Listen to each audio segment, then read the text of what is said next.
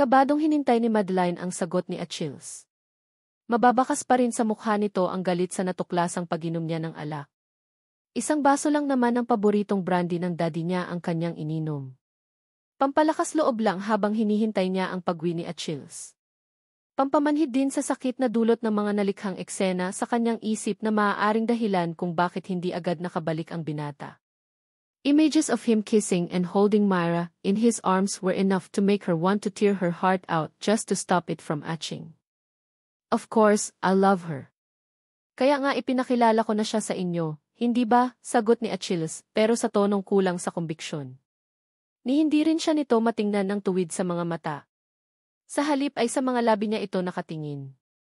Para sa kanya ay patunay iyon na nagsisinungaling si Achilles. Wala siyang eksaktong plano kung paano mapapaamin ang binata na mahal siya nito at panakipbutas lamang nito si Myra. Subalit nang makita niyang nakatingin si Achilles sa mga labi niya ay bigla siyang nagkaideya. Tulak ng peking lakas ng loob na dulot ng ininom na alak, ikinawit niya ang mga kamay sa batok ng binata at hinila pababa ang ulo nito upang masalubong ang naghihintay niyang mga labi. Hindi siya marunong humalik ngunit hindi na niya kailangan pa ang kaalaman dahil kusang kumilos ang mga labi ni Achilles upang kontrolin ang halik. Sa umpisa ay dumampi lamang ang mga labi ni Achilles. Tila ba hindi nito napigilan ang sariling tikman ang tentasyong kusang inialay. Ang padampi-damping halik ay unti-unting naging mapusok at lumalim. 6 milyon-milyong langgam ang gumagapang sa katawan ni Madeline dahil sa marahang pagkagat-kagat ng binata sa mga labi niya na agad sinusundan ng panunuyo ng mga labi nito. Nang kapusin sila ng hininga ay saglit na pinakawalan ni Achilles ang mga labi niya. Isang malaking pagkakamali iyon dahil bigla rin itong natauhan nang magtama ang kanilang mga mata. Kung alam lamang niyang magiging ganoon ang reaksyon ni Achilles, sana ay hinayaan na lamang niyang kusa siyang mawalan ng malay sa mga bisig nito dahil sa kakapusan ng hininga. Mas mabuti na iyon kaysa sa nakikita niyang pagkahindik sa mga mata nito. Achilles, I'm sorry. I'm sorry, Madeline. Hindi ko sinasadya, iiling-iling na wika nito, mababakas sa mukha ang pagsisisi. I was the one who initiated the kiss, kaya wala kang dapat ihingi ng sorry, paalala niya. Tinangka niyang hawakan sa braso ang binata, ngunit animo nakakapaso ang kamay niya na maagap na iniwasan nito. Achilles. Kung may pagsusumamo man sa tono niya, wala siyang pakialam. Hindi niya gusto ang nakikitang guilt sa mukha ng binata habang nakatingin sa kanya. Pakiramdam niya ay other woman siya na binabalak ng iwan at hiwalayan ng lalaking mas mahal ang tunay na kasintahan. That kiss shouldn't have happened. I'm sorry. I never wanted to hurt you. Isa kang napakagandang babae pero masyado ka pang bata para seryosuhin ang pagkakaroon ng nobyo. Itutok mo na lang muna ang atensyon mo sa pag-aaral mo. Kalimutan mo ako. Bukas makalawa, makikita mo, pagtatawanan mo lang ang lahat ng ito. Seryoso ang tinig ni Achilles, ngunit may kutob si Madeline na labag sa loob nito ang mga binitiwang salita. Could it be because of the way he looked at her? Ang titig ni Achilles ay iyong klase na tila nais memoryahin sa isip ang bawat bahagi ng kanyang mukha upang kahit wala siya sa harap nito ay makikita nito ang imahe niya. Or perhaps it was because of the way his hands were clutching her shoulders. Base sa higpit ng pagkakahawak sa kanya, ay para bang ayaw na siyang bitiwan ng binata at hayaang makalayo. You're wrong, Achilles. I love you. Kahit ilang bukas pa ang dumating, hindi magbabago ang damdamin ko para sa iyo. Pakiusap lang, huwag ka nang maghanap pa ng ibang Myra habang hinihintay ko ang tamang panahon para patunayan ang damdamin ko sa iyo. I'll grow up fast. Just be patient and wait for me, please, pakiusap niya. I'm not going to ask you to make me your girl. I won't even expect you to act like a boyfriend to me or admit your feelings for me. Ang tanging hinihiling ko lang sa iyo ay bigyan mo ako ng panahon. Hintayin mo ako kahit 2 taon lang. Pangako, hindi na ako gagawa ng anumang bagay na ikasasakit ng ulo mo o ni Daddy at pagbubutihin ko ang pag-aaral ko. Dahil kung ang edad lamang at ang maturity niya ang problemang nakikita ni Achilles, kaya niyang bilisan ang pagmamature upang makasabay siya rito. At kung ang tanging paraan para mapaniwala niya ang binata na mahal niya ito ay ang huwag ipilit dito na magsimula sila ng relasyon ngayon, makakaya niyang tiisin iyon. Lamang, sana ay huwag patuloy na ibandera ni Achilles sa harap niya ang ibang babaeng nagkaka-interes din dito. Hindi tumugon si Achilles. Ngunit hindi pagsangayon ang katumbas niyon sa pananaw ni Madeline. Nananatili kasing malungkot at tila may kalakip na awa sa mga mata ng binata habang nakatingin sa kanya. Hindi niya kayang tanggapin ang awa ni Achilles. Nagpasya siyang iwan na ang binata. Umaasa siyang tatawagin siya nito. Ngunit hanggang sa makarating siya sa kanyang kwarto ay hindi man lang siya nito tinawag para pigilan. Malalaki ang hakbang na sumugod si Madeline sa kwadra pagkatapos hindi sinasadyang marinig ang pag-uusap ni Nana Isaling at Ate, ang driver ng daddy niya. Naglalasing daw mag-isa si Achilles sa kwadra ng mga kabayo at ayaw paawat. Kanina pa raw iyon ginagawa ng binata dahil nagaway ito at simera ng puntahan ito ng babae sa rancho at kausapin. Hindi ugali ni Achilles na uminom ng alak. Isa iyong bisyo na hindi nito nakahiligan o ginusto kailanman. Mabilis kasi itong malasing. 2 bot lamang ng beer ay madaldal na si Achilles. Kaya naman ang kaalamang kanina pa ito umiinom dahil lamang inaway ito ni Mera ay agad na nagpakulo sa kanyang dugo. Saglit niyang isinantabi ang hinanakit at hiyang dinanas kay Achilles. Ihihinto niya muna ang magdadalawang linggong pangisnob at pag-iwas dito. Hindi niya papayagang maglasing ang binata at abusuhin ang katawan kahit ano pang tampo o galit niya rito. Naabutan ni Madeline si Achilles na nakaupo sa isang mababang silya sa labas ng kwadra ng kabayo niyang si Nix habang sa isang kamay ay maihawak itong bote ng beer. Namumula na ang mukha ng binata. Masyado na ring mabagal ang kilos ng kamay nito tuwing itataas ang hawak na bote ng beer para uminom doon. Idagdag pa ang 5 basyo na nakatumba sa paanan nito. Mga pruweba ang mga iyon na tama nga ang sinabi ni Ete. Lasing na nga si Achilles. Achilles! Ano sa tingin mo ang ginagawa mo? Nakakalimang bote ka na ng beer. Itigil mo niyan. Lumapit siya at inagaw ang bote ng beer sa kamay nito. Mabuhay na tumayo ang binata. Ipinatong nito ang mga kamay sa mga balikat niya. Ipinulupot niya ang mga braso sa baywang nito para hindi ito bumagsak. Idinikit ni Achilles ang noo nito sa kanyang noo. Kailangan kong uminom, Maddie. Alam mo ba kung bakit ha? Kasi ikakasal na ako. Congratulate me, Maddie na mahal ko. Magiging tatay na raw ako, sabi ni Myra. Nagimbal siya sa sinabi ni Achilles. Napatitig siya sa mga mata nito, pilit na hinahanap doon ang senyales na salitang lasing lamang iyon. Pero kapaitan, resignation, at lungkot ang nabasa niya sa mga mata ng binata. No, Achilles, tell me you're just joking. Hindi magandang biro iyan. Tumawa ito ng pagak. Bakit kasi huli kang ipinanganak?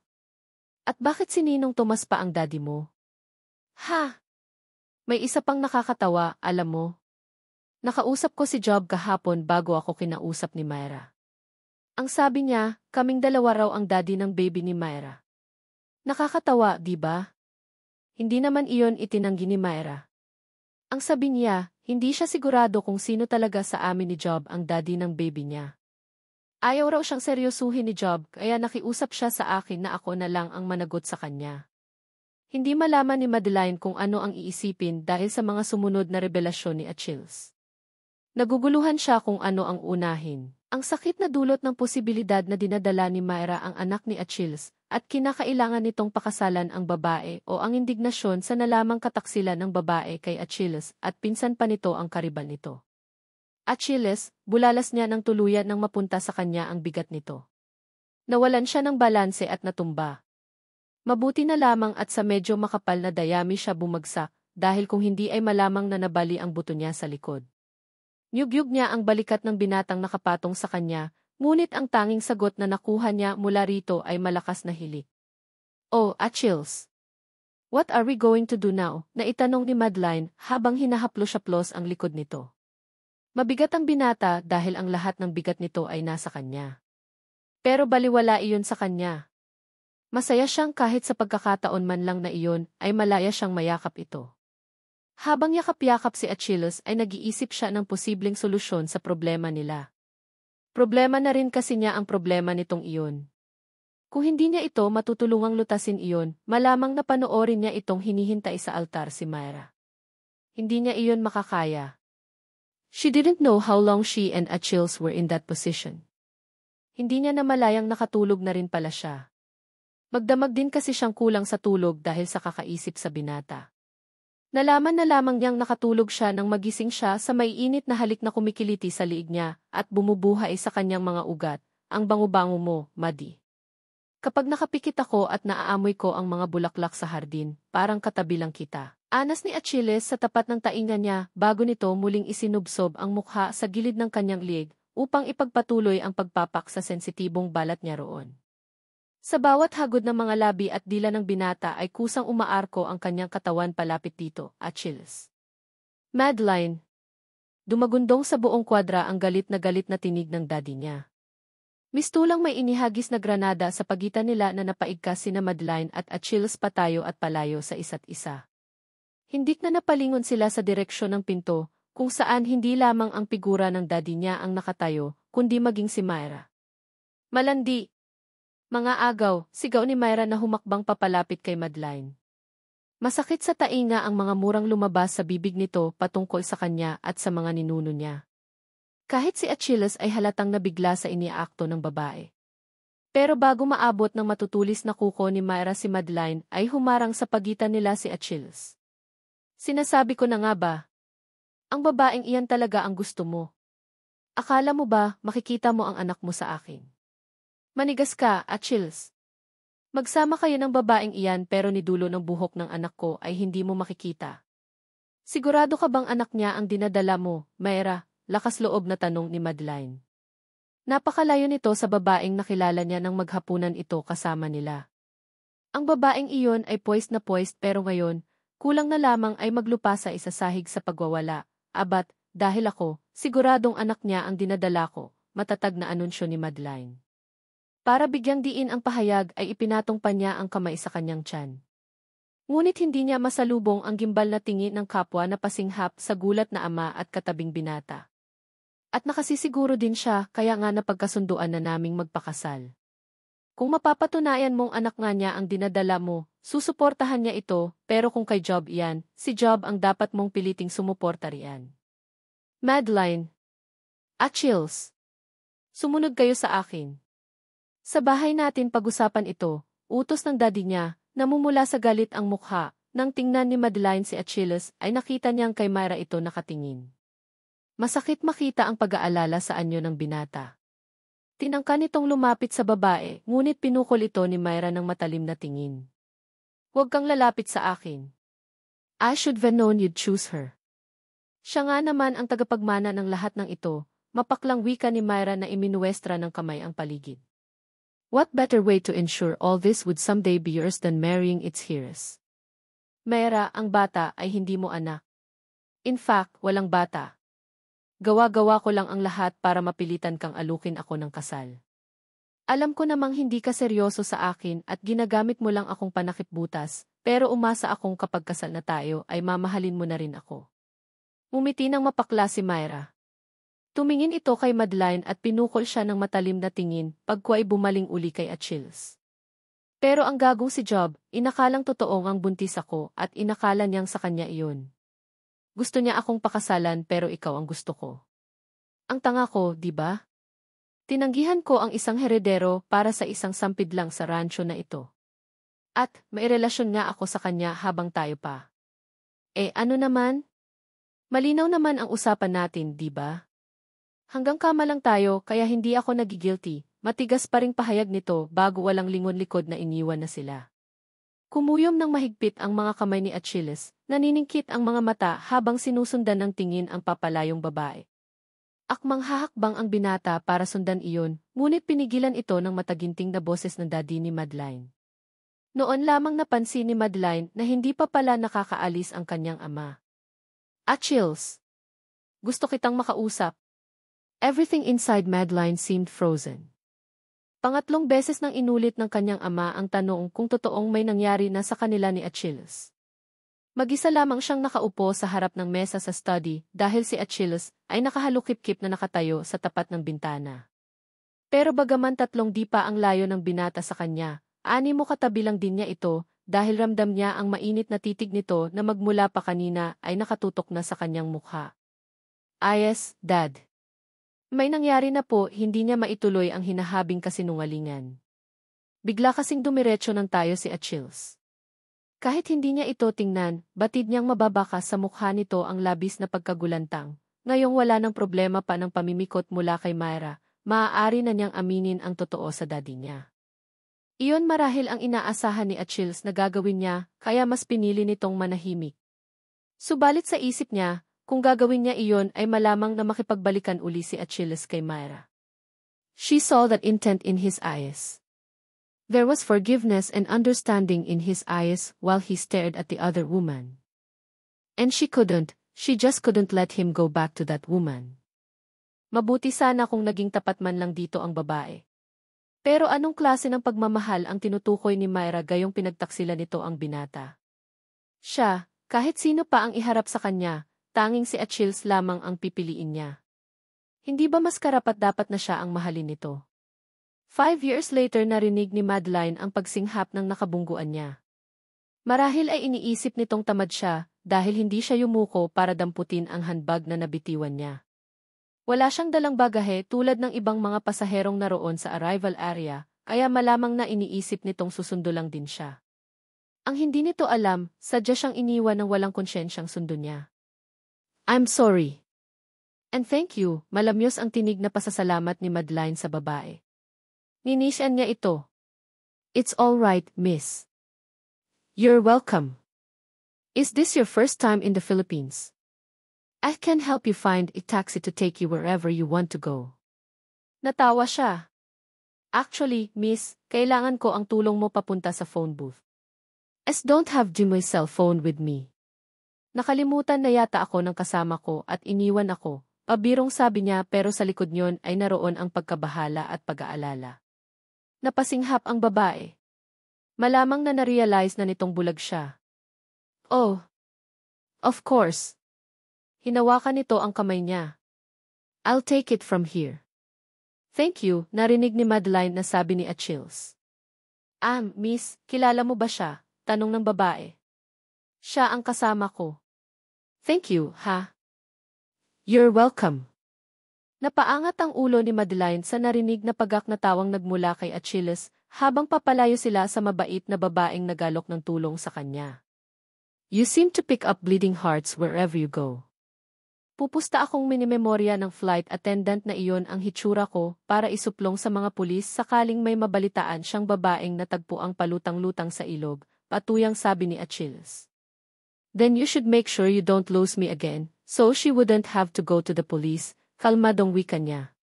Kung hindi lang niya kailangang kumapit sa braso ni Achilles, upang malaman kung saan siya dapat magtungo ay bibitiwan na uli niya ito.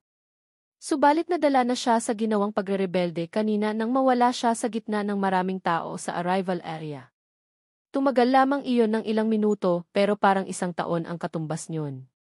Ngayon higit kailanman pinagsisisihan ni Madeline ang desisyong sumama kay Achilles pauwi sa Pilipinas. Dahil natitiyak niyang hindi ito magiging sensitibo sa anumang bagay na may kaugnayan sa kasalukuyang sitwasyon niya.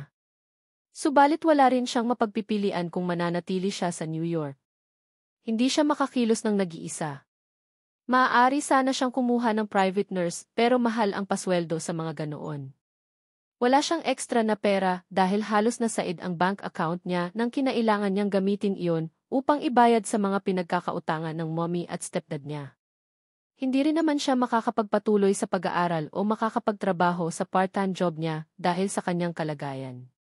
Inutilang isang illustrator at cartoonist na walang paningin.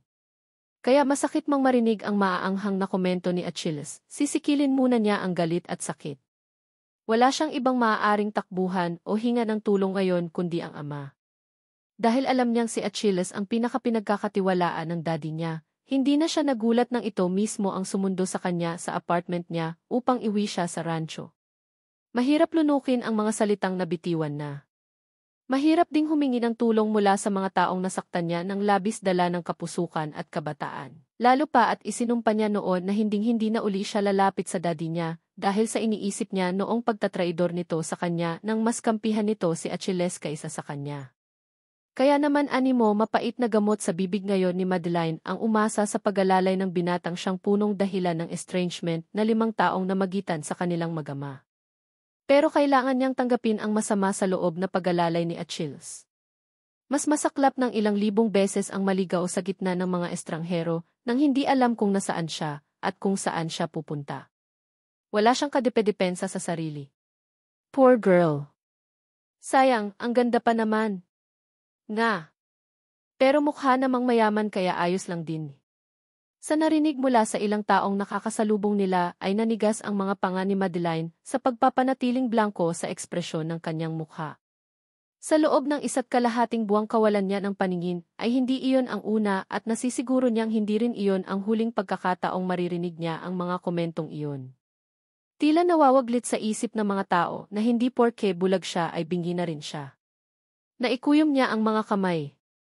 Kung hindi inagaw ni Achilles sa kanya ang shades na suot niya kanina, ay maaaring naitago pa niya, kahit paano sa likod niyon ang kanyang kalagayan. Galit ka. May punto sila. May pera ka kumpara sa ibang bulag. Hindi mo kailangang mamalimos. Kaya walang dahilan para kaawaan mo ang sarili mo, walang emosyong wika ni Achilles. Nagnalit ang mga ngipin ni Madeline. Pera? Anong pera ang pinagsasasabi ni Achilles? Ilang linggo na lamang at kakailanganin na rin niyang mamalimos tulad ng ibang bulag na tinutukoy nito.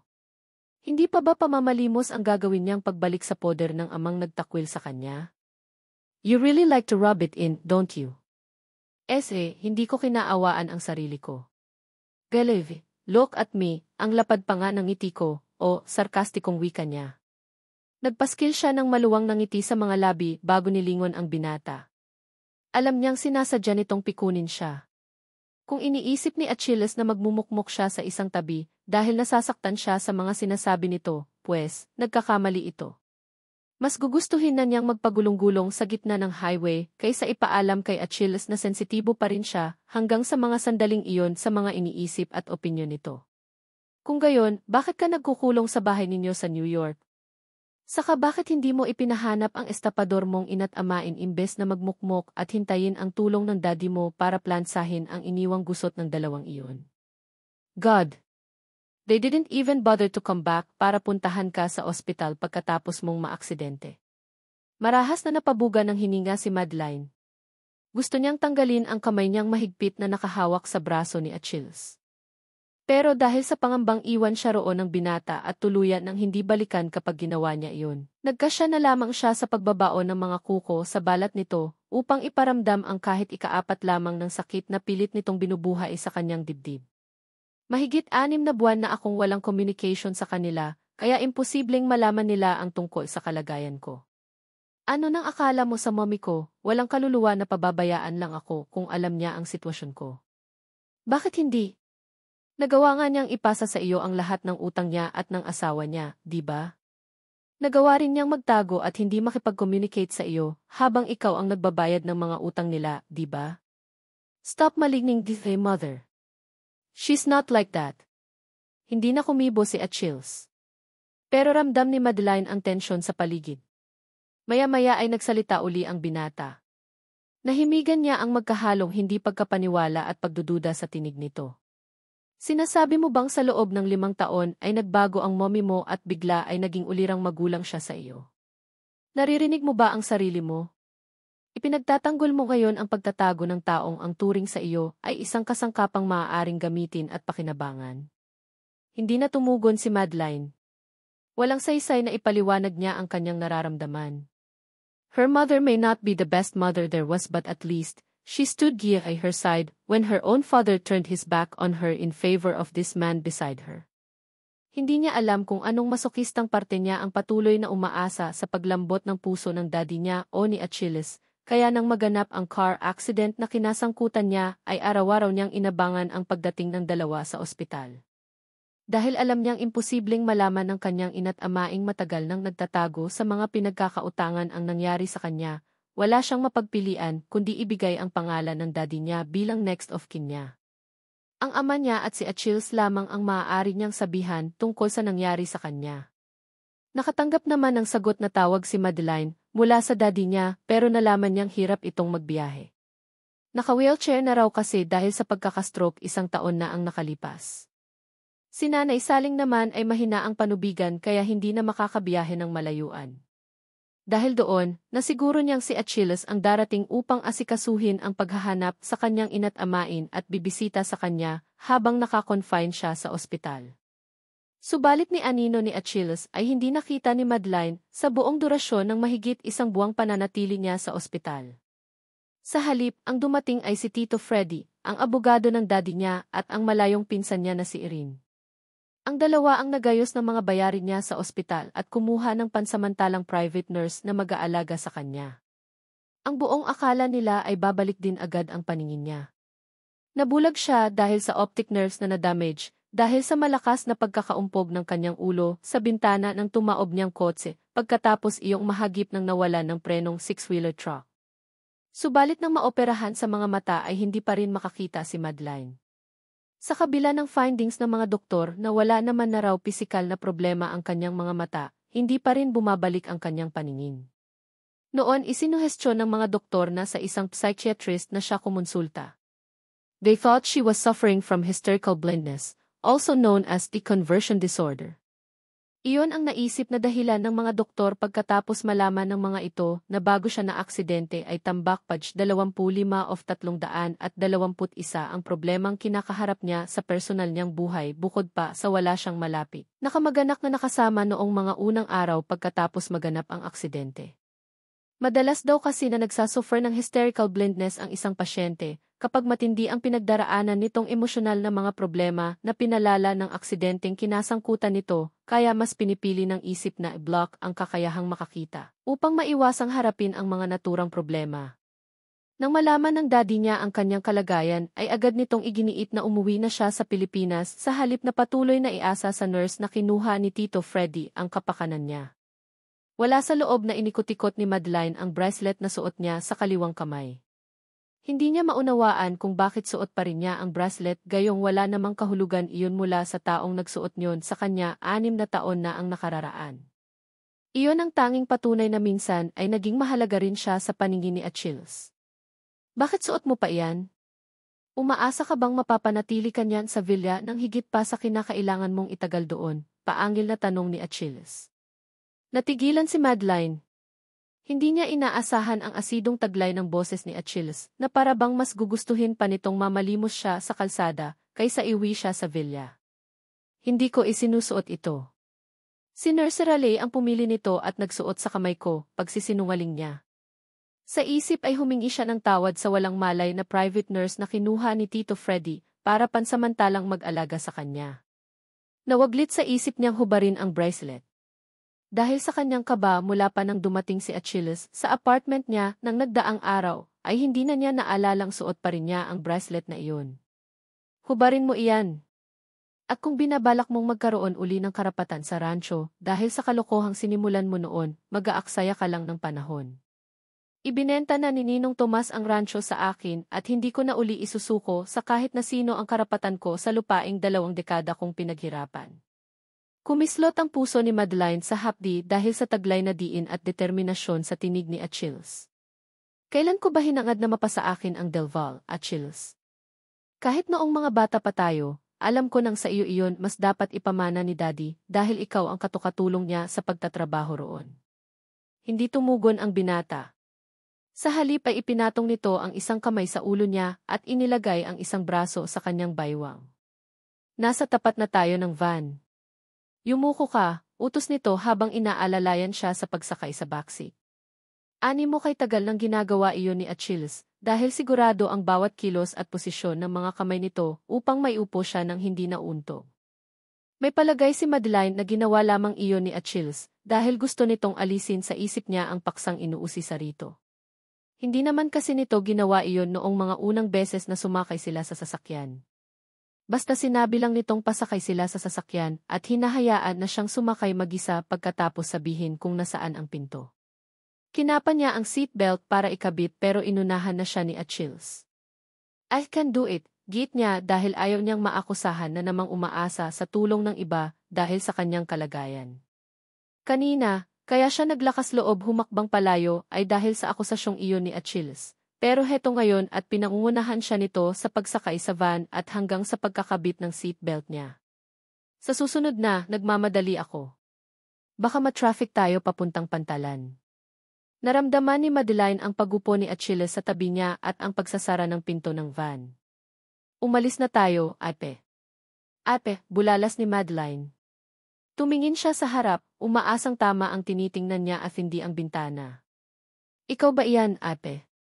Batid niyang may kasamang driver si Achilles, dahil sa tabi niya ito umupo, pero ang hindi niya inaasahan ay ang pagkakilanlan ng driver na iyon. Ako nga, Madeline. Ang ganda mo lalo ngayon. Dalagang-dalaga ka na, tugon ni Epe. Kababata ito ni Achilles, ngunit sa pagkakaalam ni Madeline, ay matagal nang umalis ng Isla Fuego si Epe. Salamat. Pero bakit narito ka, di ba, sa Montagu ka na nakatira? Sumagot si Epe pero nawala roon ang atensyon ni Madeline nang maramdaman niya ang tila ibang mga matang nakatitig sa kanyang mukha mula sa harapang upuan.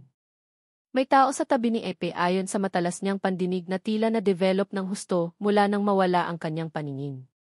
Nakatitig sa kanya ang taong iyon. Sino ang isa pa nating kasama? Paano mo na lamang may katabi ako? Tanong ni Epe. Naramdaman ko. Naamoy ko rin ang pabango niya. Napakapit si Madeline sa braso ni Achilles. Hindi niya alam pero nagdulot ng kakaibang kaba ang presensya ng lalaking katabi ni Epe. Nasisiguro niyang lalaki iyon dahil sa pabangong gamit nito. Si Job Arguilla, wika ni Achilles sa malamig na tinig bagaman hindi nito inalis ang kamay niyang nakakapit sa braso nito. Kumusta, Madeline? Natatandaan mo pa ba ako? Tanong ni Job sa malambing na tinig. Pwede ko ba namang makalimutan ang salbaheng batang tumulak sa akin habang nagbabike ako sa Paseo Fernando? Ang parehong batang muntik nang lumunod sa akin sa dagat dahil sa panghihila sa paa ko. Na siya ring pumatay sa alaga kong si Garfield.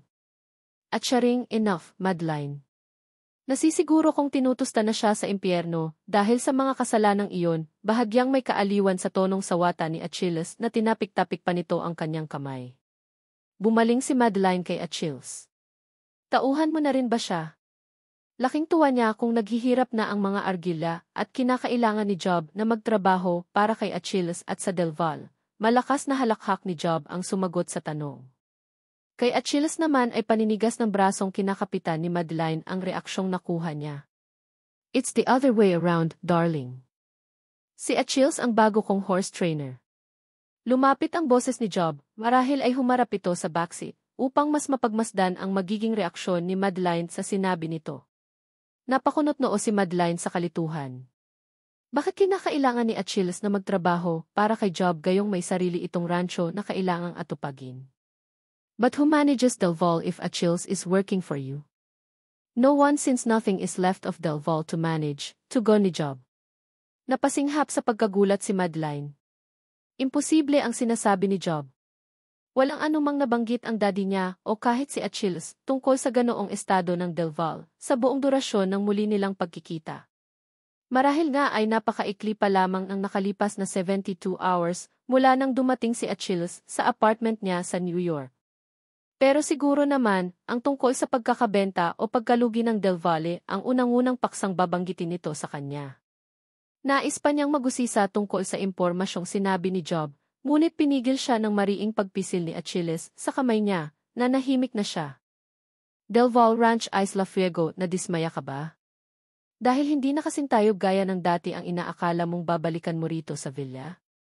Malamig na untag ni Achilles kay Madeline pagkatapos bumaba ni Job sa tapat ng arko ng lupain ng pamilya nito at magpatuloy sila sa pagtungo sa katabing lupain na parte na ng Delval, o sa kaso ngayon ay pag-aari na ni Achilles. Nanatiling ordinaryo ngunit tensyonado ang usapan nilang apat sa buong biyahe.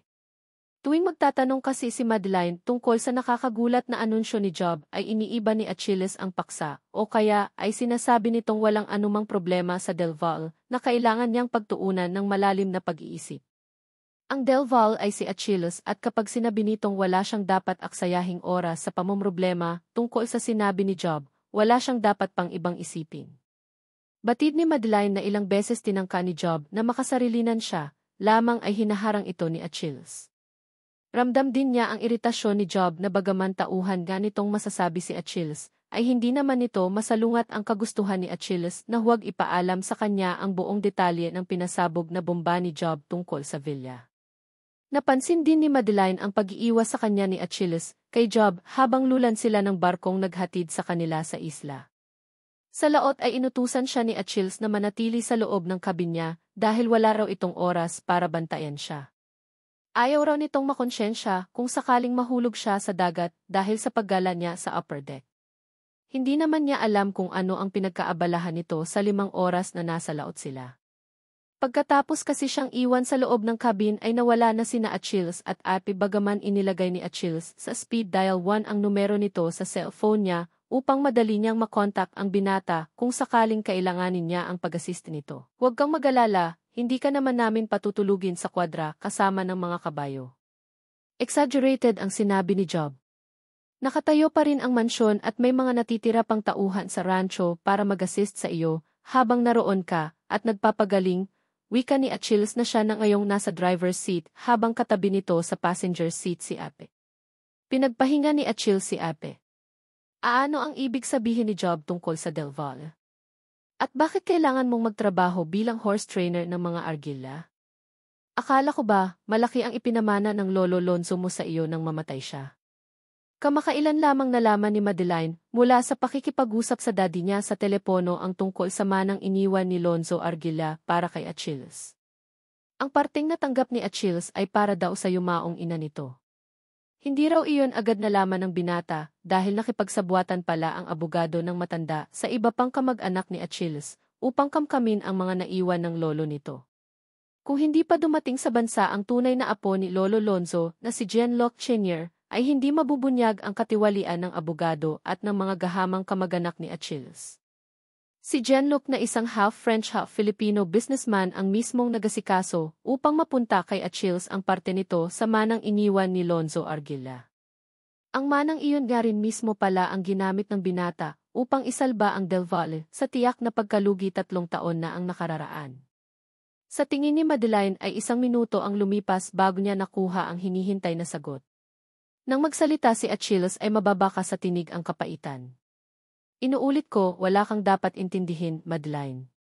Kahit pa kanino ako magtrabaho ay hindi mo na rin dapat pakialaman. Ang kailangan mo lang gawin habang nasa rancho ka ay tiyaking mapapasaya mo si Ninong sa presensya mo. Siya ang may ideyang manatili ka sa mansyon. Iniisip niyang makakatulong ang pananatili mo roon para mapabilis ang paggaling mo. How good of him, anyang hindi maiwasang langkapan ng sarkasmo ang tinig. Malinaw pa sa isip niya ang pagtatakwil at pagpapalaya sa kanya ng daddy niya. Marahas na nagbuga ng hangin si Achilles. Alam kong hindi maganda ang naging paghihiwalay ninyong magama noon. Pero maniwala ka, pinagsisihan din niya agad ang mga nasabi niya sa iyo ng gabing iyon. Kung noon ka pa nakipag-communicate sa kanya, malamang na nalaman mo nang matagal ka na niyang napatawad at matagal ka na rin niyang gustong makita. Bagaman may katugong kapaitan sa dibdib ni Madeline nang tila baliwala kay Achilles ang kalagayan at presensya niya, sinikap niyang itago iyon sa likod ng blangkong anyo. Tatala na muna siya sa umaandar na sasakyan bago aminin na ang bawat salitang binibitiwan nito mula pa nang magtagpo sila noong isang araw ay tila mapurol na blade na ipinansusugat nito sa kanyang puso. Sa ibang pagkakataon siguro ay maaari niyang ipagkibit-balikat ang mga salita ni Achilles, tulad ng nakagawian na niyang pag-ignora doon noong bata-bata pa sila pareho at hindi nito itinatago ang pagkayamot sa kanya. Subalit ngayon na aminado siyang mistula siyang lintang nakakapit sa charity ni Achilles, daig pa niya ang balat ng sibuyas sa kanipisan ng damdamin sa mga brutal na komento ng binata. Hindi ako magtatagal ng higit pa sa kinakailangan, Achilles. Wala rin akong balak agawin ang Del Valle mula sa iyo. Labis akong nagpapasalamat sa tulong mo kahit pa wala kang obligasyon sa akin. Huwag kang mag-alala, as soon as possible, I'll pay you back for every cent you've spent on me. Kung gusto mo, ilista mo pa ang bilang ng mga araw ng pananatili ko rito sa lupain mo at babayaran ko pagalis ko, malamig ang boses na wika niya. Desperado si Madeline na huwag ipakita ang kawalan niya ng magagawa sa kasalukuyan niyang sitwasyon. Nagkakamali si Achilles kung inaakala nitong walang angal niyang tatanggapin ang bawat salita nito dahil sa pagkakawang gawa nito sa kanya. Alam niyang dahil lamang sa utang na loob at pagmamahal sa daddy niya, kaya siya pinayagan ng binata na tumuntong uli sa rancho na ngayon ay pag-aari na nito. At kung noon ay natutukso pa siyang aminin ang totoo tungkol sa kalagayan ng mga mata niya at ang mga sinabi ng doktor tungkol sa abilidad niyang makakita uli, ngayon ay nagdesisyon na siyang aaminin lamang iyon kung ito-torture siya ni Achilles. Narinig ni Madeline ang pagbuntong hininga ni Achilles. Naulinigan din niya ang mahinang paninita ni Epe sa kaibigan. Pero pagsisihan man ni Achilles ang karahasan ng mga binitiwang salita, natitiyak niyang totoo sa loob nito ang mga iyon. I'm sorry. Huwag mong intindihin ang mga sinabi ko. Laging negatibo ang epekto sa akin ang presensya ni Job. Iyon lang ang sinabi ni Achilles. Hindi na ito nagsabi ng karagdagang paliwanag. Para bang sapat na dahilan na iyon upang maunawaan niyang hindi siya, kundi si Job ang sanhi ng masamang timplada ni Achilles. Subalit alam niyang hindi totoo iyon dahil nararamdaman niya iyon. Alam niyang sa kabila ng mga taong lumipas ay nasa isip at puso pa rin ang binata ang sakit at pait na dulot ng ginawa niya rito at sa babaeng mahal nito. Mahigpit na yakap at may init na salita ng pagbati ang sumalubong kay Madeline nang makaharap niya ang daddy niya at si Nanay Isaling. Sa ayaw at sa gusto niya ay kusang bumalong ang mga luha sa kanyang mga mata habang nakakulong siya sa mainit at mapagkalingang mga bisig ng kanyang amang pinaniniwalaan niyang hindi na siya mapapatawad kailanman. There, Hija. Everything is all right now. You're home. Hindi na uli ako papayag na umalis ka at iwan kami, ang aalo ng daddy niya habang marahang hinahaplos-haplos ang likod at ulo niya na animo siya pa rin ang 6 na taong gulang na batang madalas nitong kargahin noon. I'm sorry, Dad. I'm so sorry Forn, hindi maituloy ni Madeline ang nais sanang sabihin dahil alam niyang nasa likuran niya si Achilles. Nakatitiyak siyang sa halip na paniwalaan ay kukutyain lamang nito ang anumang rasong ibibigay niya sa kanyang ama tungkol sa kawalan niya ng pagkakataong humingi uli ng tawad dito. Mamaya na niya aaminin sa daddy niya na hindi dahil sa pride kaya hindi siya nagtangkang bumalik sa rancho o tumawag man lang sa mga nakalipas na taon. Ang totoo, natakot siyang ipagtabuyan ng ama sa halip na patawarin kaya nangimi siyang makipag-ugnayan uli rito. Siya, tama na ang pagdadrama ninyong magamarian. Thomas, pagod sa biyahe ang bata. Ang mabuti pa ay pasamahan mo na siya kay Mimay sa silid niya, wika ni Nanay Isaling. Ito pa rin ang mayordoma sa mansyon gaya ng hindi pinalitan ni Achilles ang mga dati ng tauhan ng daddy niya. Bagaman maituturing na nakikipisan na lamang sa mansyon ang daddy niya, itinuturing pa rin itong amo ng mga kawaksi. Maliban nga lang kay Nanay Isaling na mula pa noon ay anak na ang trato sa daddy niya, kaya nasisermunan nito at nautus-utusan. Bihirang magpakita ng emosyon ang daddy niya, lalo na ang lumuha. Pero nang yakapin siya nito ng mahigpit pagbungad pa lamang nila ni Achilles sa pinto ay pumatak agad ang mga luha ng kanyang ama kasabay ng pagbuka ng mga braso nito. It was the forgiveness she was too ashamed and was too scared to ask for. Hindi na nito kinailangan pang magsalita para maiparating iyon sa kanya. Para sa daddy niya ay siya na uli ang key princess brat nito. Masyado siyang na-touch na halos ayaw na niyang bumitaw sa ama. Pakiramdam ni Madeline, sa wakas ay nahanap na uli niya ang kanyang santuwaryo sa piling ng ama. Her father was a lot like Achilles in many ways. Both men were strict, aloof, cold, austere, and seemingly indifferent to other people. Ngunit sa mga pambihirang pagkakataon, kung kailangan ay ang dalawang lalaki ang nangunguna sa pila ng mag-aabot ng kamay ng pagtulong. Hindi lang talaga komportable ang daddy niya at si Achilles sa pagpapakita ng emosyon. Para bang nangangamba ang dalawa na ituring ng ibang tao, na isang kahinaan iyon na baka abusuhin, kaya minabuting itago na lamang. Matatag ang mga prinsipyo ng kanyang ama at ni Achilles, at kahit pamahalaga sa dalawang lalaking ito ang isang tao, ay hindi iyon kukonsintihin oras na nalaman ng mga itong gumawa ng masama ang taong iyon. Kaya naman naunawaan na niya ngayon ang desisyon ng daddy niya noon nang palayasin siya nito sa rancho, at sabihang huwag nang babalik kailanman pagkatapos ng kahihiyang idinulot niya. Ako na po ang maghahatid sa kanya. Ang alok ay nagmula kay Achilles. Lihim na napangiwi si Madeline ngunit hindi siya umangal. Hinawakan siya nito sa braso at iginiya pasulong. Sa mahinang boses na gamit ng binata tuwing inaalalayan siya sa paglalakad ay inilarawan nito ang paligid sa kanya. Binanggit nito ang mga maaari niyang bungguan pero hindi siya iginiya palayo sa mga bagay na iyon. Sa halip ay hinayaan siya nitong subukang magisang iwasan ang mga iyon. Nang unang gawin iyon ni Achilles noong pasakay si Madeline sa kotseng nirentahan ng binata sa New York, ay nauntog siya sa pinto ng kotse. Galit na sinisi niya ito. Tinanong niya kung bakit hindi man lang siya nito inalalayan para hindi siya nauntog. Ayon kay Achilles, alam na di umano niyang pasakay siya sa kotse kaya dapat, yumuko siya para hindi nauntog. Hindi na raw niya dapat panghintaing hawakan nito ang ulo niya para iiwas sa pinto. Bulag na nga raw siya, magpapakainutil pa siya.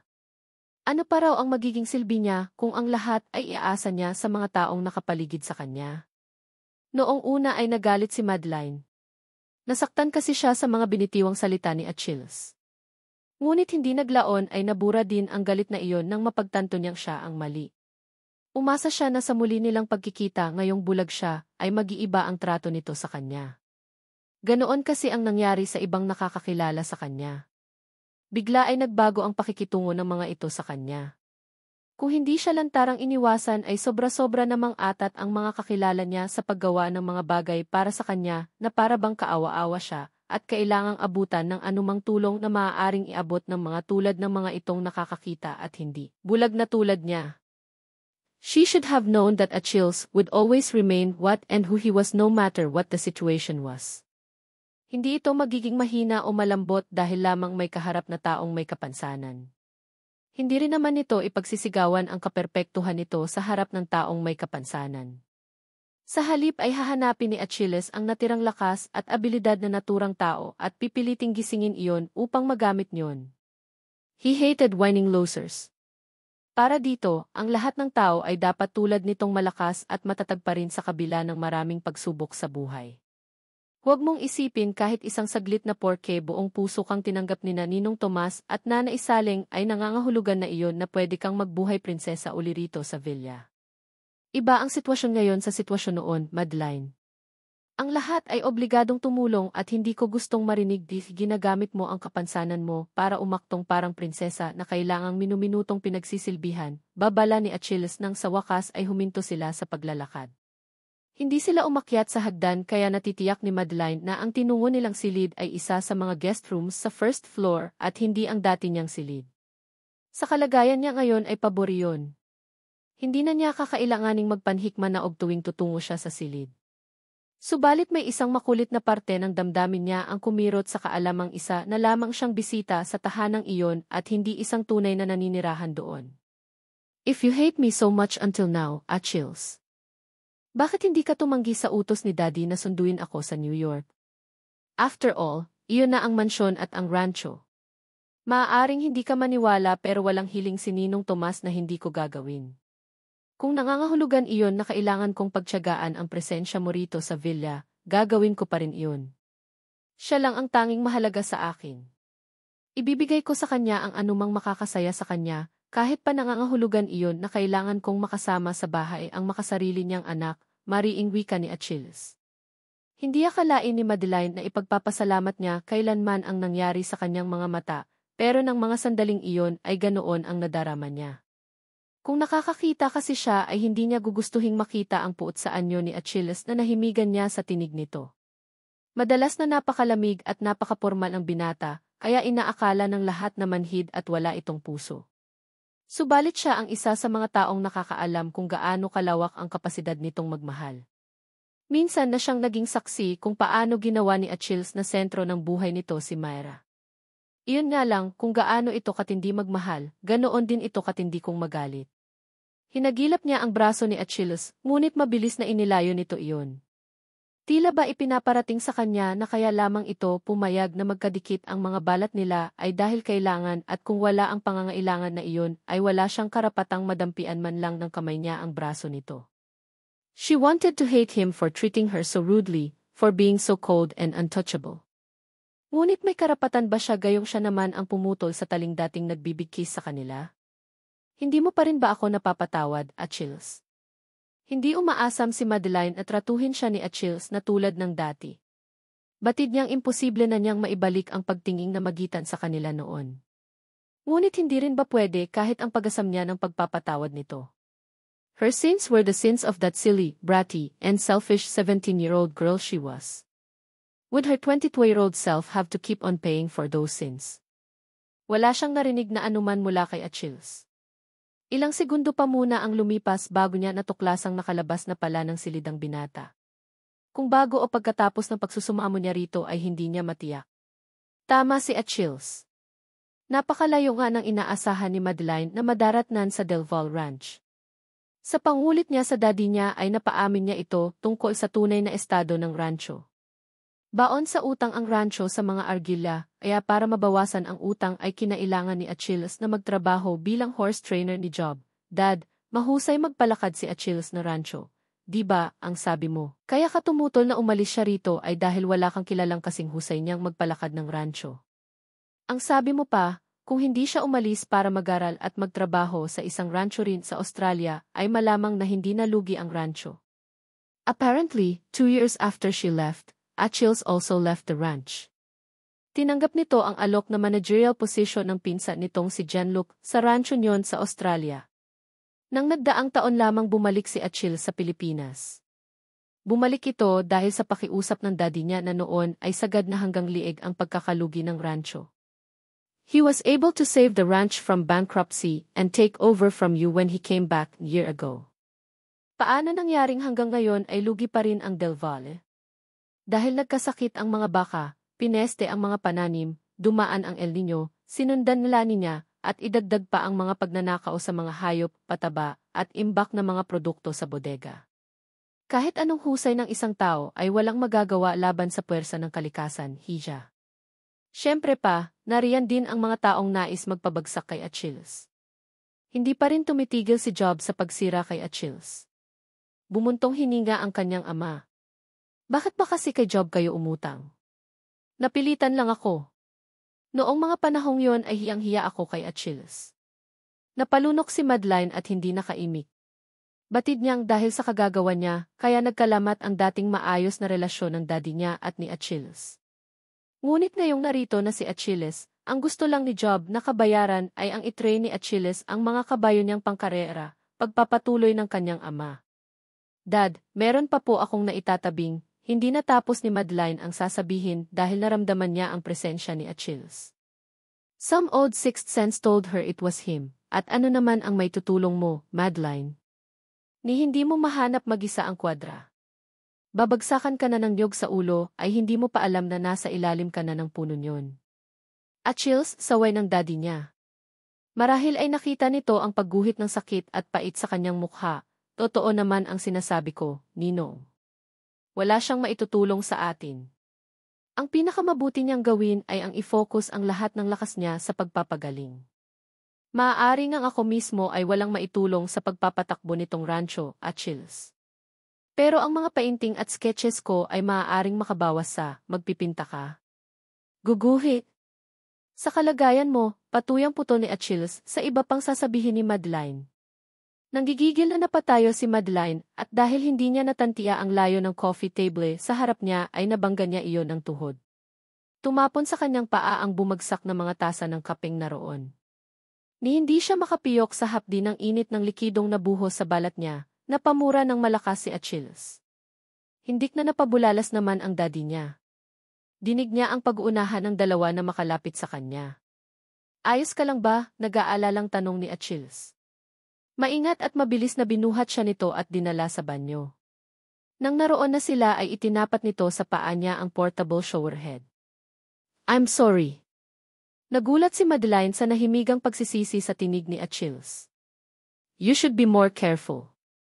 Delikado ang rancho para sa isang katulad mo, Madeline. Paano ka magtatagal dito kung sa bawat malingunan mo ay may nakaambang disgrasya? Laging busy rito. Labas-masok ang mga tao, sasakyan at hayop. Maraming sagabal sa lalakaran mo.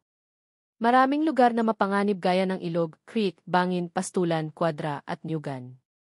Nahimigan niya ang takot sa tinig ng binata na para bang sa bawat sinasambit na lugar ay nakikita nito sa isip ang maaari niyang danasin sa sandaling magkamali siya ng pinuntahan. Naunawaan niya ang pangamba ni Achilles at nagpapasalamat siya ng labis sa pag-aalala nito. So you want me to leave, is that it? No, damn it. Ang gusto ko ay makakita ka na. Pinatay ni Achilles ang shower at tinuyo ang mga paa ni Madeline. Nakausap ko ang doktor mo sa Amerika. Wala raw physical na dahilan para sa patuloy mong pagkabulag. Bagaman kailangan mong sumailalim sa psychological therapy para makakita kang muli, mas ikaw sa sarili mo ang epektibong makakagamot sa pagkabulag mo. Sa tingin ko, ayaw mong makakita dahil alam mong mapipilitan kaming kukupin ka rito sa rancho hanggang bulag ka. Hysterical blindness daw ang tawag sa sakit mo. It's just your mind's way of shutting out reality and dealing with all the stress you've been going through. Sa tingin ko ay sinasadya mong huwag makakita uli para magkaroon ka ng rason upang makabalik dito. Nagtagis ang mga bagang ni Madeline. Kinapaka pa niya ang mukha ni Achilles, marahang hinaplos iyon bago sinampal ng malakas. Napasinghap ito sa pagkagulat. Sa tingin mo ba, gusto ko ang kalagayan ko ngayon? Sa tingin mo, nasisiyahan akong marinig ang mga parunggit mo tungkol sa pagiging wala kong kwenta. Alam kong galit ka sa akin pero hindi ko alam na abot langit iyon para isipin mong sasadyain kong maging bulag para umamot ng tulong at awa mo. Itinulak ni Madeline palayo si Achilles. Akmang hahakbang siya nang matigilan siya. Hindi niya alam kung saan siya pupunta. Hindi niya kabisado ang daang tinahak ni Achilles dahil buhat-buhat siya nito kanina bukod pa sa nadisorient siya ng sakit na dulot ng pagkakapaso niya. Kinagat niya ng mariin ang ibabang labi. Mas gugustuhin pa niyang iumpog sa pader ang kanyang ulo, kaysa ipakita kay Achilles ang mga luhang namuo sa kanyang mga mata. Malumanay ang tinig ng binata nang magsalita. Mali ka, Madeline. Hindi na ako galit sa iyo. Matagal nang lumipas ang galit ko sa ginawa mo noon sa amin ni Myra. Naisip kong bata ka pa noon. Ano mang damdaming mayroon ka o inisip mong mayroon ka para sa akin, hindi pa rin ako dapat naging ganoon karahas sa iyo. Kami ni Ninong, nagsisisi kami sa paraan namin ang pagharap sa ginawa mo. Alam naming dala lamang iyon ng kabataan mo. Kaya lang, nawalan na kami ng pagkakataong itama iyon dahil matigas ang pasya ng mommy mo na huwag ka nang hayaang makalapit pa uli sa amin. Talaga? Salamat pero wala akong pakialam. Bata pa raw siya at mababaw ang damdamin niya. Kung ganoon, bakit hanggang sa mga sandaling iyon ay wala siyang mahanap na lalaking maaaring makapantay kay Achilles? Bakit hanggang sa mga sandaling iyon ay umaasa pa rin siyang may kahihinatnan ang naunsyami niyang pagmamahal dito? Do you know, girl, I'm still alone till now and never had a relationship. It's because of you. Dahil hanggang ngayon ay wala akong makitang lalaking papalit sa iyo rito. Sinuntok niya ang sariling dibdib. So don't tell me that na love was shallow, damn you. Sa ating dalawa ay mas mababaw ka. I loved you. And you know you were starting to fall for me too. Pero dahil hindi ako ang ideal na asawa para sa iyo, sinabi mong kalokohan lang ang nararamdaman ko. I begged you to wait for me after you kissed me in the stables. I told you that, no, you're only using Myra to cover up your feelings for me. Iniisip mong mali ang patulan ako dahil nahihiya ka sa daddy ko. Halos hysterical na si Madeline pero wala siyang pakialam. Maraming taon na nakatago lamang sa dibdib niya ang mga hinanakit na iyon. Yes. I lied to Dad about that night when I told them we had made love and Elle was pregnant with your child. Pero naisip mo bang ginawa ko lamang iyon dahil mahal kita at alam kong itinatanggi mo lang ang damdamin mo para sa akin? Hindi ko gagawin iyon kung hindi ko nasisigurong pareho tayo ng nararamdaman. Hindi tumugon si Achilles. Narinig na lang ni Madeline ang pagsara ng pinto ng banyo, marahil ay iniwan siya nito roon. Nagpadaustos siya sa sahig at nag-iiyak. Siguro nga ay tama si Achilles. Siguro nga ay ang subconscious mind niya ang nag-uudyok sa kanyang huwag makakita upang mayroon siyang dahilan para muling makalapit sa binata. Iyon din marahil ang dahilan upang magkaroon siya ng rason upang bumalik sa piling ni Achilles sa kabila ng obvious na kawalan nito ng anumang damdamin para sa kanya. Kung bulag siya ay wala itong choice kundi kukupin siya sa rancho dahil wala siyang ibang mapupuntahan. Sa rancho ay makakasama niya si Achilles. Bukod doon ay magkakaroon pa siya ng tsansang mabawi ang pag-ibig nito. God! How pathetic! Maddie, I'm sorry, I'm so sorry, Maddie. Napabaling siya sa pinanggalingan ng tinig. Bumalik ba si Achilles o hindi talaga nito nagawang umalis? Naramdaman niya ang paglapit ng binata sa kanyang tabi. Pagkuway naramdaman na lang niya ang yakap nito at paghaplos sa kanyang likod. Ayokong nakikita kang nasasaktan. Achilles, alam mo kung gaano ka kahalaga sa akin. Nasaktan ako sa ginawa mo noon na pagsisinungaling. Pero mas nasaktan ako nang hindi ka na bumalik. Sinisi ko ang sarili ko dahil doon, lalo pa at nakita ko kung paano nangulila si Ninong sa iyo. Bakit kasi hindi ka bumalik? I was scared. Takot na takot akong bumalik dahil baka ipagtabuyan niyo ako pareho. Sa isip ko ay mas mabuti nang huwag akong bumalik kaysa makita ko uli sa mga mata ninyo ni Daddy ang pagkamuhi ninyo sa akin, humihikbing pag-amin niya, Maddie. We never hated you. Ninong Thomas never hated you. Nasaktan siya sa ginawa mo pero madali ka rin niyang napatawad noon. Bigyan mo lang ako ngayon ng panahong makalimutan ang namuong tampo dahil sa hindi mo pagwirito sa kabila ng mga pagtatangka kong kumbinsihin kang umuwi na rito. Natigilan si Madeline. Ani mo umihip ang malakas at napakalamig na hangin sa paligid. What? Wala akong alam tungkol doon. Hindi mo ako kailanman kinontak sa buong panahong nawala ako. Ako ang unang kumontak sa inyo pagkatapos ng aksidente. Ilang segundong hindi nakaimik si Achilles. Nanigas ang katawan nito. Pero ang murang pumailan lang sa silid ay hindi nagmula sa binata kundi sa likuran nito. Sa daddy niya na nakatayo pala sa pinto at narinig ang kanyang sinabi. Ilang beses kong nakausap sa telepono si Corina upang hilinging makausap ka at kumbensihing bumalik na sa rancho. Ang sabi niya, galit na galit ka raw sa akin at kay Achilles, na ni makausap kami ay ayaw mong gawin. I never thought her messages didn't come directly from you, dahil sa isip ko ay may karapatan kang maramdaman iyon pagkatapos ng nangyari. Saad ng kanyang ama sa tonong hindi mabuti ang ibinabadya para sa mommy niya kung sakaling mag-cruise uli ang mga landas ng mga ito. Pinuntahan kita sa Amerika at nakausap ko ang mommy mo. Sinabi ko sa kanya na nais kong magkalinawan tayo. Lamang ay hiniling niya sa akin, mas tamang sabihing ipinakiusap niya sa akin na huwag ka munang gambalain sa pagsisimula mo ng bagong buhay malayo sa amin. Now, I think your mother just didn't want to let you go and leave her again, segunda ni Achilles sa paliwanag ng daddy niya. Natahimik naman si Madeline. Naalala niya ang mga pagkakataong pilit siyang pinaaamit ng mommy niya noon kung gusto niyang bumalik sa rancho kung sakaling tanggapin uli siya ng daddy niya. Ang naging sagot niya noon ay isang mataginting na hindi. Sawa na kasi siyang makita ang naaawang tingin ng ina sa kanya. Para bang siya na ang pinakamiserableng nilalang sa mundo dahil sa kabiguan niya sa pag-ibig kay Achilles at sa pagtalikod ng sariling ama sa kanya. Sa pagnanais niyang ipakitang bale wala na sa kanya ang makabalik man o hindi sa rancho, sinabi niyang hindi na niya nais makita o tumapak pa sa rancho. Bumilis ang tibok ng kanyang puso. Kinapa niya ang kamay ni Achilles, ngunit sa direksyon na pinagmula ng tinig ng kanyang ama siya tumingin. Mom didn't lie. Noong mga panahong iyon ay iyon talaga ang sinabi ko sa kanya, dahil sa isip ko nga ay imposible nang gustuhin pa ninyong makita uli ako. Pero kung nalaman ko lamang na noon pa ay pinatawad na ninyo ako at nais makita, ora mismo ay nagbalik ako rito sa rancho. Matagal bago may nakasagot sa dalawa. Tila ba kinailangan pang limiin ng mabuti sa isip ang isasagot sa kanya.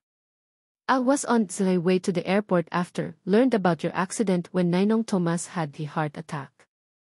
Iyon ang dahilan kung bakit hindi ako nakapunta agad sa iyo. Pagamin ni Achilles na pinisil ng marahan ang kamay ni Madeline, napasinghap si Madeline sa magkahalong pagkagulat. Hati sa pagitan ng galak at pag-aalala ang reaksyon. Pag-aalala sa kaalamang inatake sa puso ang daddy niya at kagalakan dahil may mabigat palang dahilan kaya hindi agad dumating si Achilles sa tabi niya noong kailangan niya ang tulong nito. Dad, are you okay now? Nakakunot noong baling niya sa ama. May paniniyak na pinisil naman nito ang kanyang kamay at tinapik-tapik. Don't worry, princess, hindi ganoon kagrabe ang atake ko.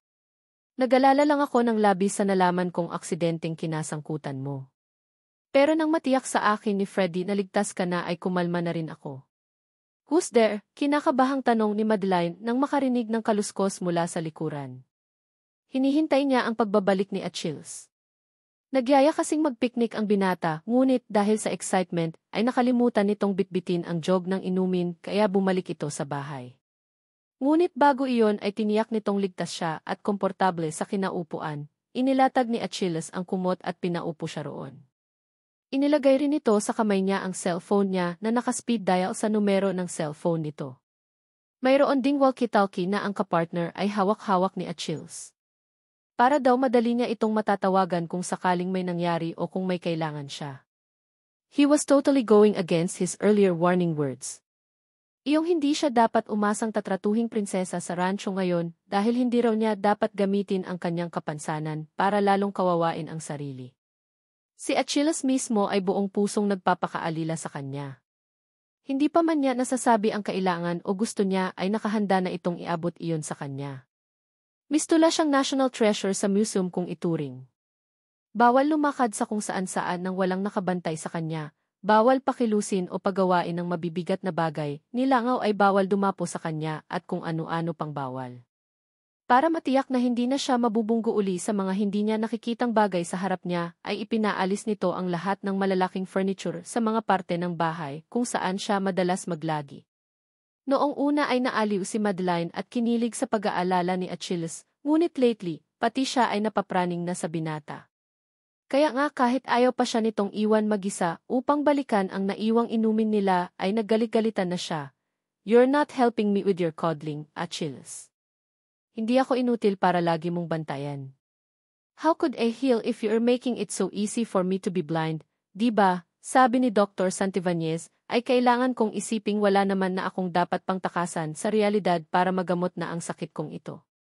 Kunwari ay sikmat ni Madeline nang tumanggi si Achilles na iwan siyang mag-isa roon sa tabing ilog kahit sa loob lamang ng 10 minuto, alam ko.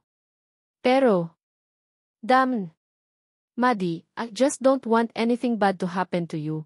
Wika nito na hinawi ang ilang hibla ng buhok na tumabing sa kanyang pisngi, bahagya siyang natawa. Remember the movie Finding Nemo? Those were the same lines the father said about his son. Seryoso ang tonong sumagot ang binata. Dahil pareho kami ng clownfish na iyon, nagmamahal at takot mawala uli ang minamahal. I regretted letting you go 5 years ago, Maddie. Ilang beses kong naisip na sana ay iba ang ginawa ko noon para hindi ka na umalis. Pero siguro kinailangan muna talagang mawala ka bago ko ma-realize kung gaano ka kahalaga sa buhay ko. I'm not going anywhere, Achilles. I'm staying right here with you. Narinig uli ni Madeline ang mga kaluskos. Ngunit batid niyang hindi si Achilles iyon, pamilyar sa kanya ang natural na amoy at ingay na nililikha ng mga yabag ng binata. Ako ito, Madeline. Kumusta ang blind beauty? Ang hirap, ano? Ang daming hindi mo pwedeng gawin at alamin. Tulad ng kung saan ka tatakbo kapag may nagtangka ng masama sa iyo. Job. Ano nang napatili siya nang bigla siyang hablutin ng lalaki sa braso at kabigin palapit. Bitiwan mo ako. Not before you give me a kiss first. Kahit isa lang, wala naman si Achilles, eh. Hindi, ganito na lang pala. Tumakbo ka. Kapag naabutan kita, hahalikan kita. Kapag hindi, hahalikan pa rin kita. Tumatawang yumuko ito at hinalikan siya sa leg. Itinulak niya si Job. Nagmura ito. Sinamantala niya ang pagkakataon para tumakbo. Hindi niya alam kung saan siya patungo. Panay ang sigaw niya ng tulong, Madeline, don't. Ilog niyan, sigaw ni Job na humahabol sa kanya. Hindi niya pinakinggan ang lalaki. Nagpatuloy siya sa pagtakbo. Nililinlang lamang siya nito. Hindi nakikisama rito ang tunog ng malakas na agos ng ilog. Nagmumula iyon sa likuran niya at hindi sa harap. Nagulat siya nang wala siyang maapakang lupa. Naramdaman niya ang pagbulusok niya sa ere.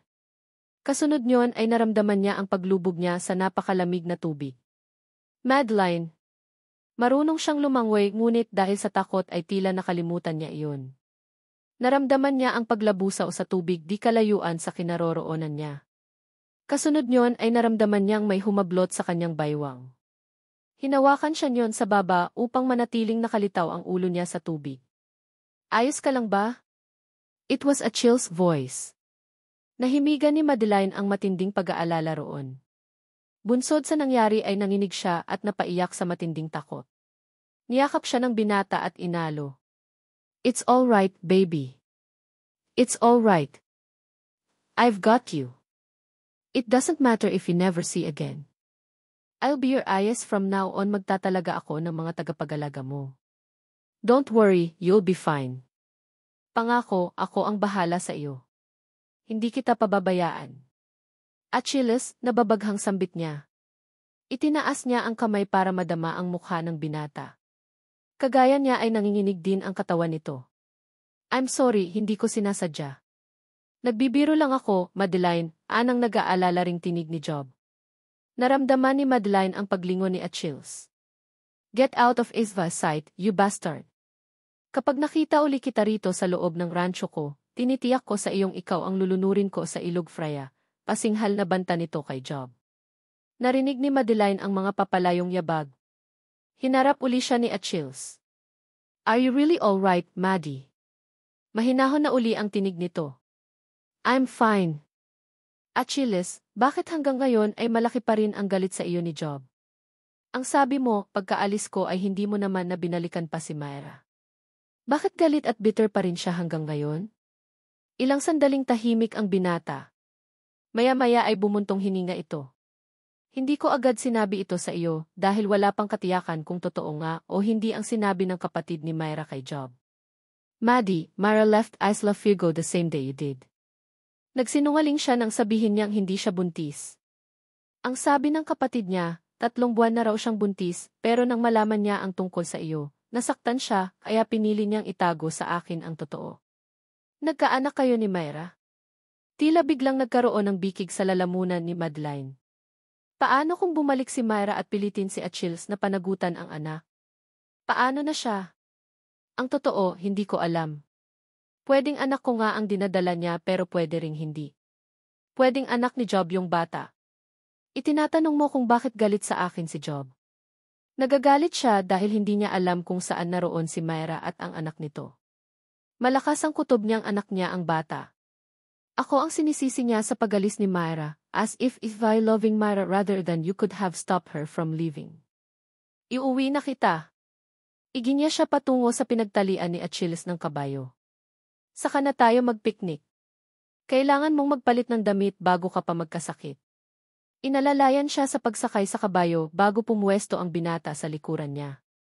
Niyakap siya nito gamit ang isang braso habang ang isa pa ay ginamit na panghigit sa renda. Nagsimulang tumakbo ang kabayo. Achilles did him. He nuzzled her neck, trying to breathe in her scent as if it brought him utter peace and contentment. Kung noon ay ilag na ilag ito sa physical contact at pagpapakita ng nadarama sa harap ng ibang tao, ngayon ay hindi na.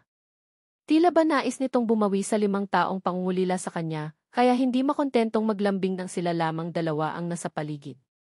What will you do if Myra comes back with your child? I'll ask my wife what we should do about the child. I hope she'll be kind and loving to the kid and allow him or her to live with us part of the year. Nanigas sa tensyon si Madeline. Tama ba siya ng dinig? Siya ba ang tinutukoy ni Achilles sa salitang to wife, tumikim ang binata? Kung sakaling hindi mo naunawaan, Madeline, inaalok kitang maging asawa ko.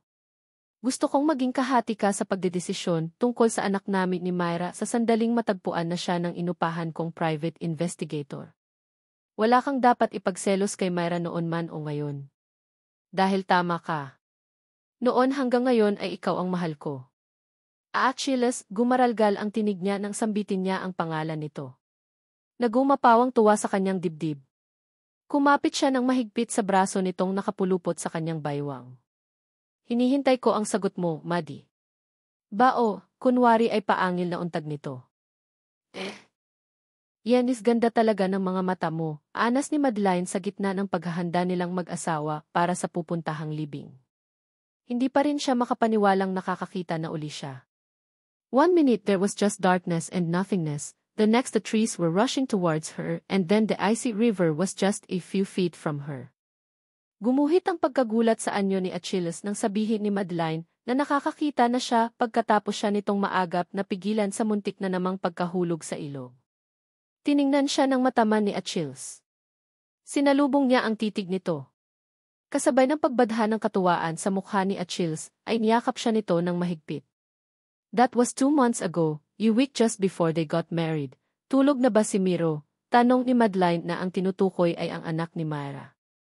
Hindi na natagpuan ng private investigator si Myra dahil namatay pala ito sa panganganak. Ang batang isinilang ay nahanap sa bahay ampunang pinagdalhan dito. Miro was Job's son. Kitang-kita iyon sa mukha ng bata, kahit hindi na sumailalim sa SIG tests. Mistulang pinagbiyak na bunga ang dalawa. Unfortunately, short-lived ang reunion ng magama dahil na-diagnose with skin cancer si Job. Sa durasyon ng pananatili nito sa ospital ay sina Madeline at Achilles ang madalas na bisita nito. Iyon ay hindi dahil kay Job kundi dahil kay Miro. Gusto nilang makasama ni Job kahit sa sandaling panahon lang ang anak nito. Miro was a lovable kid. Job entrusted Miro to Achilles and Madeline's care since it was quite apparent that none of his other cousins, aunts, or uncles were willing to take on his bastard son. Sa araw na iyon nakatakdang ilibing si Job. Hindi na nila isasama si Miro dahil iyon ang bili ni Job. Gusto nitong matandaan ito ng anak na buhay pa at hindi iyong nakasilid na sa kabaong. Tumango si Achilles bilang tugon sa tanong ni Madeline. Bumuka ang mga labi ni Madeline pero bago pa niya maisaboses ang susunod na tanong ay sinakop na ang mga iyon ng mariing halik ng kanyang asawa. Dahil gusto rin niya ang halik na iyon, isinantabi na muna niya ang mga katanungan sa isip at tinugon ang halik. I love you, Maddie. Forgive me for being selfish. Pero gusto kong mauna ako sa iyo.